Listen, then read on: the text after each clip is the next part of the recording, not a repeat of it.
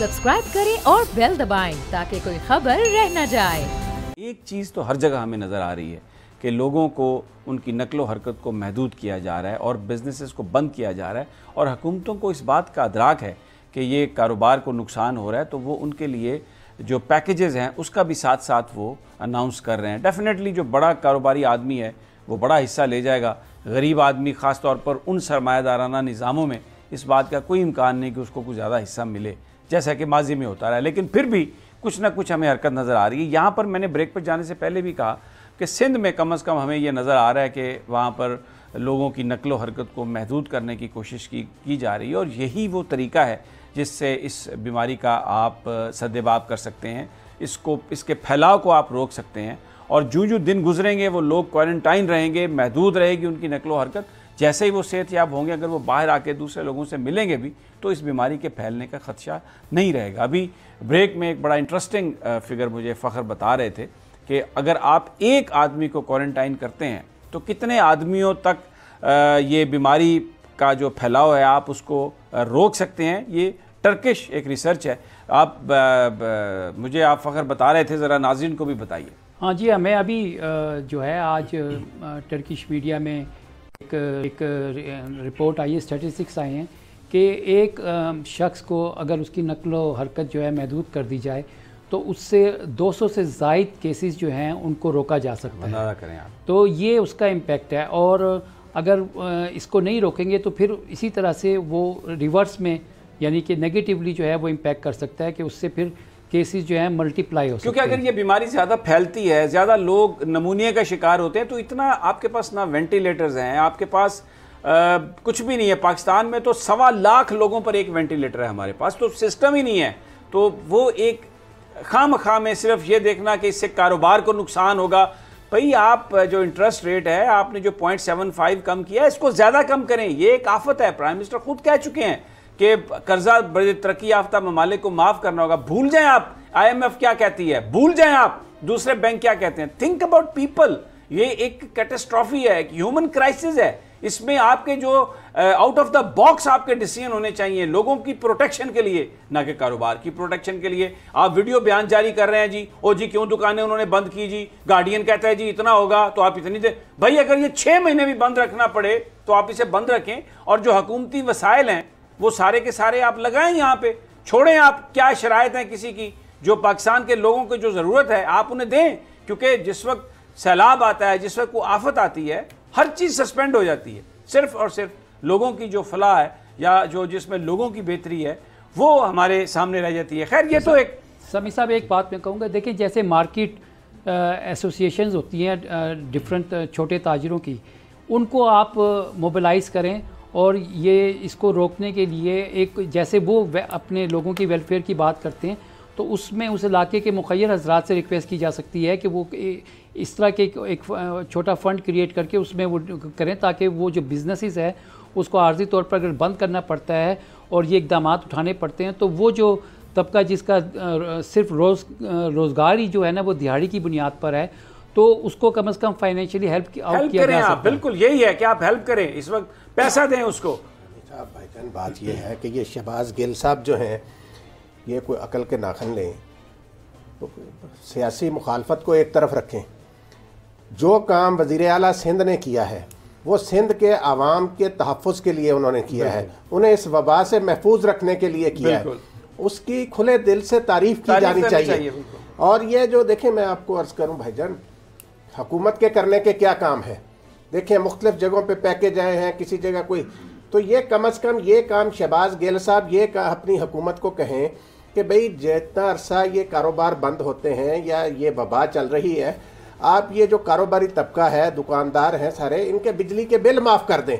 कोई ना कोई चीज़ तो उनको देना कि इस अरसे के दौरान हुकूमत उनसे बिजली के बिल नहीं लेगी। ये काम तो हुकूमत कर सकती है ना। बिल्कुल, गैस का बिल नहीं लेगी, बिजली का बिल नहीं लेगी, जो दुकानों के किराए हैं उसमें सब्सिडी वो हो जाएगी, गवर्नमेंट लोगों वो उनको देगी। जिन्होंने बैंकों से कर्जे लिए हुए हैं वो उनकी जो किस्तें हैं उसको डेफर करेगी। ये जो लोग क्रेडिट कार्ड्स, हर बंदा क्रेडिट कार्ड पे अपनी ज़िंदगी गुजार रहा है और तनख्वाह आती है तो वो उसके किस्त देता है। तो जो प्राइवेट लोग बेचारे जो बिजनेसेस बंद हो गए हैं, तो बैंकों को ये कहे गवर्नमेंट कि आप इनको 3 महीने इंटरेस्ट ना लगाएं, और अगर इनकी पेमेंट नहीं आ रही तो आप इन पे कोई पेनल्टी मत लगाएं, इनका कार्ड ब्लॉक मत करें। और भाई ये काम है आपके करने के, आप आके नई नई कहानियां शुरू कर रहे हैं, नए नए, वो जैसे नून लीग वाले कर रहे थे कि जी इस वक्त पंजाब को जरूरत है शहबाज शरीफ की, कल उनका ये नारा था, और आज जैसे आपने कहा जुल्फी बुखारी ने ये कर दिया, अली जैदी ने ये कर दिया। एक खास आप सेक्टेरियन एनवायरनमेंट पाकिस्तान में क्रिएट करना चाहते हैं, सिर्फ इमरान खान की मुखालफत में आप उसको तनकीद का निशाना बनाने के लिए ये काम कर रहे हैं। तो बड़े अफसोसनाक हैं ये सारे मामला, ऐसा नहीं होना चाहिए। समीर साहब, जो आप बैंकिंग सेक्टर की बात कर रहे थे जिसमें अभी वो रेशियो 12.50 किया गया है, तो बैंकिंग सेक्टर को जो है वो ये इस तरह से कंट्रीब्यूट कर सकते हैं जिस तरह आप सजेस्ट कर रहे थे कि अगर लोगों के पास ATM कार्ड हैं और इस तरह से है तो वो कोई ना कोई एक शॉर्ट टर्म पॉलिसी बनाकर, और हमें बिल्कुल यकीन है कि ये क्राइसिस टेम्परेरी है, आर्जी है, कौम इससे जो है निकल आएगी बाहर और जल्द निकल आएगी। लेकिन जहाँ राना साहब कह रहे थे कि जो इस वक्त सियासत करने का टाइम नहीं है, अपोजिशन और हुकूमत को एक दूसरे के ऊपर जो है वो जुगतबाजी या नुक्ताचीनी करने या तनकीद करने का टाइम नहीं है, एक नेशनल कंसेंसस, एक हारमोनियस सूरत हाल। अच्छा जी, ये तो बड़ी संजीदा हमने बात की है, शहजाद साहब भी सुन रहे हैं। मैं आपको एक, सोशल मीडिया बड़ी ज़बरदस्त चीज़ है और पाकिस्तान की कौम बड़ी टैलेंटेड कौम है। एक सोशल मीडिया, कोरोना के हवाले से एक नौजवान ने अपने गिटार के साथ एक गाना बनाया है उसने, मैं चाहता हूँ थोड़ा सा ज़रा आप भी सुने, ये क्या टैलेंटेड कौम है राना साहब, और क्या यानी इस क्राइसिस में भी कैसी ज़बरदस्त ये स्पिरिट चाहिए हमें। और हम बात कर रहे थे कोरोना की, और ये जो सिस्टम है सरमायादाराना निज़ाम, ये बड़े आदमी को ही प्रोटेक्ट करता है, जो गरीब आदमी है वो इसमें रह जाता है। मैं ये ख़बर पढ़ रहा था, आपको उसका जो डिसीजन है ये बताया जा रहा है कि शायद जो महंगाई को मद्देनज़र रखते हुए गवर्नमेंट जो बजट आ रहा है इसमें मुलाजमीन की जो तनख्वाहें हैं उनको बढ़ाने का सोच रही है। और उसमें ये था कि ज़ाहिर है इसमें मुजाहरे भी हुए, और ज़्यादातर जो मुजाहरे करते हैं ये कोई बड़े ग्रेड के अफसरान नहीं करते, ये बेचारे क्लर्क करते हैं, छोटे जो स्केल्स में मुलाजमत कर रहे होते हैं वो करते हैं। लेकिन मैं ये चाह रहा हूँ कि इस पर शहजादा साहब आपका कमेंट लूँ। ये मैं लाइन पढ़ रहा हूँ कि जिसमें उन्होंने प्रपोज़ल क्या बनाई है कि ग्रेड 1 से 16 के जो मुलाजमीन हैं मौजूदा बुनियादी तनख्वाह का 50% उनमें उनको इजाफ़ा किया जाए, और जो 17 से 20 के अफसरान हैं उनको 100% इजाफ़ा किया जाए। यानी जिसकी तनख्वाह कम है, जो बहुत गरीब है, उसका सिर्फ 50%, और जो आगे 20 तक हैं उसको 100%। अच्छा, फिर ग्रेड 21 और 22 के अफसरान को 150% यूटिलिटी अलाउंस देने की भी तजवीज़ है, और 36 वफाकी वजारतों के सेक्रेटरीज़ और 48 डिवीज़नों के एडिशनल सेक्रेटरीज़ को सूबों के चीफ सेक्रेटरी के बराबर 4 लाख रुपए एग्जेक्टिव अलाउंस देने की तजवीज़ भी ज़ेर गौर है, बल्कि ऑलमोस्ट इस पर अमल दरामद कर लिया गया।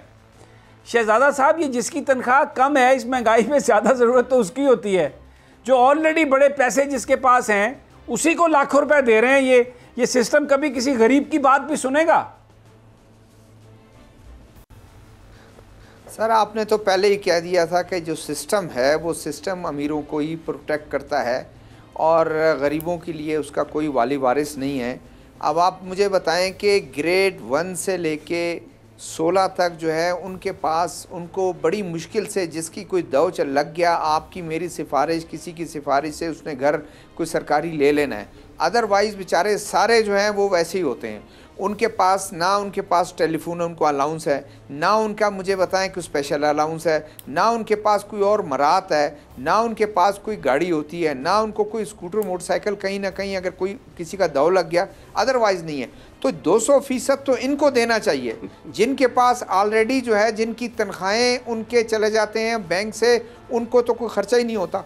तो सारी गाड़ियां उनकी, टेलीफोन, गाड़ियां, पेट्रोल, बच्चों को लाना ले जाना, सारा कुछ सरकार को। लेकिन फिर शहजादा साहब, मेरा सवाल है आपसे, मेरा एक सवाल है, एक्सेप्शन जरूर है, मेरा एक सवाल है आपसे कि ये जो सारा सिस्टम है, जो जिसको हम जमहूरियत कहते हैं, ये इसमें कोई गरीब आदमी इलेक्शन लड़ सकता है? कोई गरीब आदमी किसी पार्टी का टिकट ले सकता है? 2 करोड़ तो पहले पार्टी फंड चाहिए उसको टिकट लेने के लिए, फिर 5 से 10 करोड़ रुपया इलेक्शन लड़ने के लिए चाहिए। तो ये सिस्टम जो है, ये पाकिस्तान के गरीबों का नुमाइंदा सिस्टम कैसे है? मुझे ये, मेरा सवाल है आपसे, मैं बड़ा जाहिल आदमी हूं, मुझे समझा दें ज़रा। ये नहीं सर, कोई नुमाइंदा नहीं है। देखिए, गरीब की बात नहीं, गरीब की बात सब करते हैं, लेकिन गरीब को वोट लेने के लिए इस्तेमाल करते हैं। जब वोट ले लेते हैं, उनके पास उन गरीबों के लिए कोई पॉलिसी उनके पास नहीं है। ये आपने ख़ुद देख लिया, अभी आपने पढ़ के भी सुना दिया कि मुझे बताएं कि 200%, 150%, 100% उन्हीं लोगों को आप मुराद दे रहे हैं जिनके पर आपका सिस्टम चल रहा है। उन्होंने अपने लिए करना है। 1 से 16 तक को तो आपने कह दिया आपको हम खुश कर देते हैं, 50% बेसिक अलाउंस का हम आपको दे देंगे। आटे की कीमतें देख लें, महंगाई देख लें। बिल्कुल ठीक है, मैं कहाँ जा रही हैं? बिल्कुल। राना साहब, ये मुझे बता दें कि वो जरदारी साहब जो कई 100 अरबों के मालिक हैं, 15 शुगर मिले हैं, ये नवाज शरीफ साहब बेटों की इतनी बड़ी बड़ी जायदादें, जाती उमरा को 10 अरब की सिर्फ ज़मीन है, और ये सारे ये जो लोग हैं ये गरीब का दुख महसूस करने वाले हैं और उनके मसाइल को ये हल करने वाले हैं। और फिर हमें बताया जाता है ट्रक की बत्ती के पीछे वो बड़े बड़े इंटेलेक्चुअल हमारे जो कहते हैं बस जमहूरियत ही पाकिस्तान की बका है। समी साहब, बात ये है, आप देखें, ये जिस जमहूरियत का रोना हमारे मुल्क में रोया जाता है, और ये रज़ा रवानी जैसे दानिश्वर जो हैं वो ज़्यादा शोर मचाते हैं।